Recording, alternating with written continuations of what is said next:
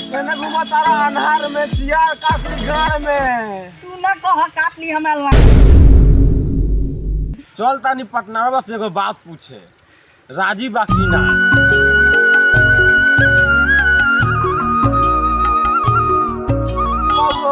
केने घुमा तारा अनहार में सियार काटली घर में। तू ना कह काटली हमरा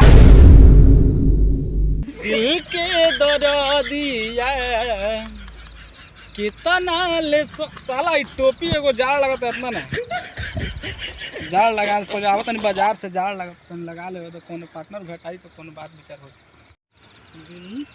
ए पार्टनर कहाँ से आवत रहो मर्दे? ए बाजार गई रहनी तन का सामान मन खरीदे कर लख। बाजार में कथी कथी किनल, कथी कथी लौकल ख? ए हमरा तो बाजार में लौकल ह। का हो काहे ऐसे बोलत?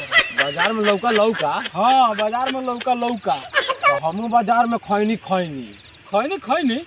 हमू बाजार में खैनी हाथ तोड़ी के नो घास काटे जालू डरार पैया खोजे तो हके दुआर। ए पार्टनर एगो बात कही? ह कह नानू कहबे कैसे ना तू कह देबे एगो बात कही ना कहे मर्दे कह ना मेहरारू किरिए खो तबे कहे। हाँ मेहरारू के लिया हम मालू के लिया। तो मालू किरिया हाँ। तू अपनो किरिया हाँ ठीक बा। तब कही हाँ कह 1 तारीख के नया साल बा। जक्का माहे कलकतिया जहां महरल सा। अरे बड़ा गुच बड़ा का बात बा?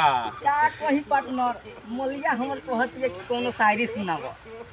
तो शायरी सुनबा? हाँ सुनाव।